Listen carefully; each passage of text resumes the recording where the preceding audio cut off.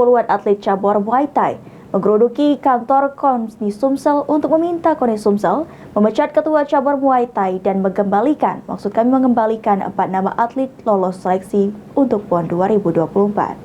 Di sini saya ingin memperjuangkan kedua orang tua saya. Saya hanya ingin membanggakan kedua orang tua saya. Puluhan atlet Muay Thai melakukan aksi di depan kantor KONI Sumatera Selatan untuk meminta KONI Sumsel memecat ketua cabang olahraga Muay Thai Sumsel yang dianggap gagal karena telah diduga meminta sejumlah uang kepada atlet cabur Muay Thai. Masa juga meminta dikembalikannya 4 nama atlet Muay Thai yang namanya dicoret dari daftar kejuaraan PON 2024 di Aceh Sumut dengan dugaan telah digantikan oleh oknum yang tidak mengikuti seleksi.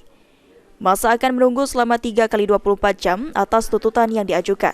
Apabila tidak ada tanggapan dari pengurus KONI Sumsel, maka akan dilakukan aksi lanjutan. Diduga dia ini mengambil uang seleksi kota dengan dokumentasi itu UKT, uji kenaikan tingkatan. Padahal UKT tersebut sudah dipintain juga sebesar nominal uang gitu loh. Nah kan ini aneh, rancu sebenarnya. Ini yang mau kita bawa lagi nanti 3 hari ke depan ke APH. Secara langsung kita tidak melakukan aksi, tapi melakukan pelaporan. Dan tuntutan kedua ialah ada beberapa nama atlet yang kami perjuangkan hari ini itu sudah mengikuti seleksi sesuai aturan yang ada untuk seleksi ikut PON.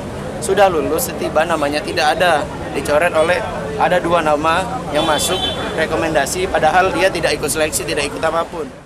Wakil Ketua Umum 1 KONI Sumsel Arianto mengatakan tuntutan akan diteruskan kepada pihak yang bersangkutan dengan rekomendasi yang telah dilakukan dari atlet cabur Muay Thai.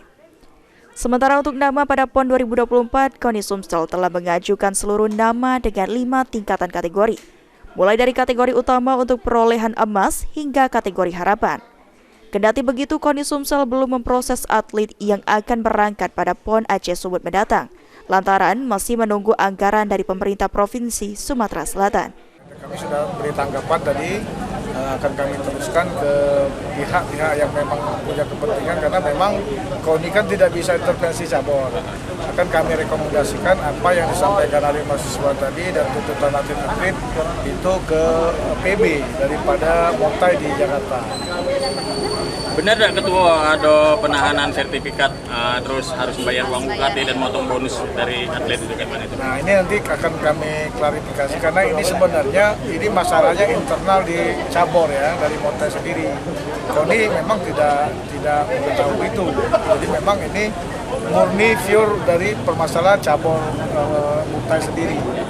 Eki Saputra, PAL TV.